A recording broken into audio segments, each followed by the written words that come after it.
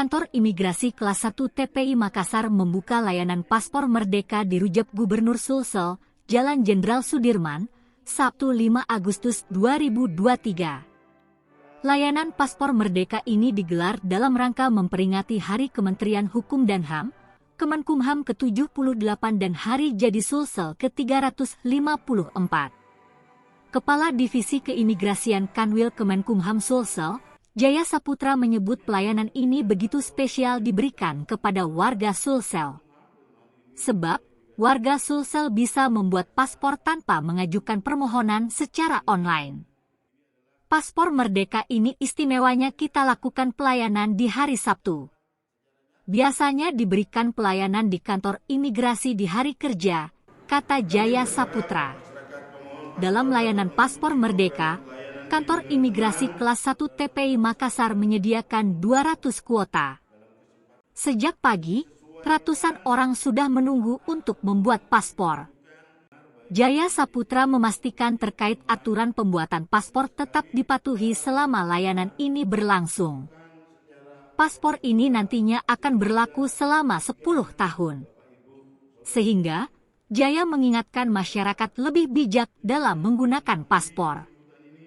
Pembuatan paspor menurutnya harus disesuaikan waktunya dengan aktivitas keluar negeri. Lebih lanjut, Jaya kembali mengimbau masyarakat untuk waspada dengan bujuk rayu aktivitas di luar negeri. Aktivitas bekerja di luar negeri perlu melalui prosedural yang khusus. Ia mengingatkan banyaknya kasus terkait perdagangan orang dan semacamnya akibat tidak bijak ketika mendengar rayuan aktivitas di luar negeri. Hingga siang hari, pelayanan pembuatan paspor masih terus berlangsung. Biaya sama tidak ada dibedakan Rp350.000,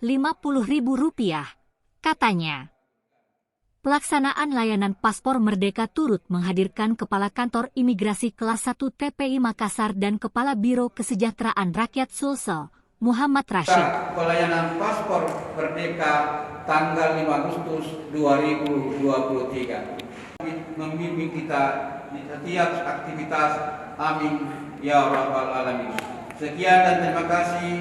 Wassalamualaikum warahmatullahi wabarakatuh. Ini kan sebenarnya sama seperti pelayanan paspor biasa yang diberikan oleh kantor imigrasi. Perbedaannya adalah kalau biasanya diberikan pelayanan itu di kantor imigrasi pada hari kerja.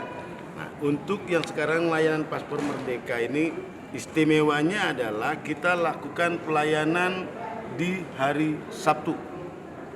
Kemudian kita difasilitasi oleh Pak Gubernur. Kita memberikan layanannya nih di ruangan Baruga Karaeng Patingaloang kita lakukan di sini. Nah, itu perbedaannya. Perbedaan yang lain, kalau di kantor imigrasi ada aturan yang harus kita patuhi, yaitu melakukan permohonan paspor yang disampaikan secara online.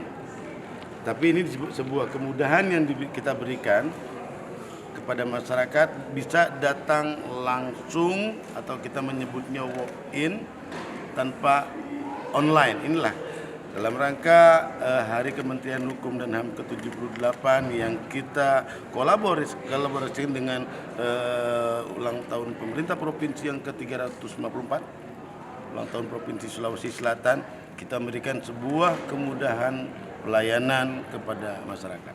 Jumlah paspor berapa kota Pak yang disediakan? Kalau untuk hari ini kita batasi 200 pemohon. Bang, metodenya kan berbeda. Nah, apakah juga berbeda juga mungkin dari segi wawancara? Kan harus diwawancara dulu Bang, kan untuk menghindari TPPO yang kayak kemarin Bang, seperti itu. Kalau rangkaian kegiatannya tidak ada yang lari dari SOP. Tidak ada yang berbeda dengan standar operasional prosedur. Pemeriksaan berkas di awal lengkap, dilanjutkan pada saat proses wawancara. Nah, wawancaranya ya wawancara sama seperti yang dilakukan di kantor imigrasi. Itu adalah sebuah kewajiban dari SOP yang tidak boleh dihindari. Yang tadi keistimewaannya tadi ya, yang kalau biasanya pakai online, ini tidak online, dilakukan di hari kerja, ini di hari libur. Kemudian biasanya dilakukan di kantor imigrasi, ini kita lakukan di sini. Di luar itu SOP-nya sama. Saya ulangi, di luar itu SOP-nya sama. Tadi kan Biaya pengurusannya berapa? Sama itu tidak ada yang membedakan. 350.000. Minta bantuan teman-teman media untuk ini dipublish ya. Karena paspor sekarang ini berlaku selama 10 tahun.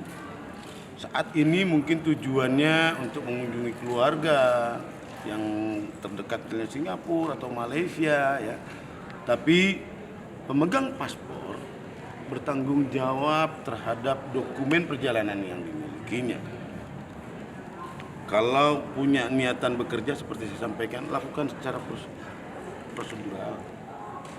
Sudah banyak nih korban-korban akibat penipuan-penipuan. Saya juga sudah bilang teman-teman kemarin kan, ada yang kita gagalkan 2 orang. Itu juga kan karena adanya rayuan-rayuan, apalagi sekarang ini luar biasa ini IT ini. Informasi begitu cepat bergerak, informasi berada dalam genggaman tangan kita. Jadi kepada warga masyarakat yang membuat paspor menggunakan fasilitas saat ini atau esok akan membuat paspor, bijaksanalah menggunakan paspor dan bertanggung jawab terhadap paspor yang dimilikinya.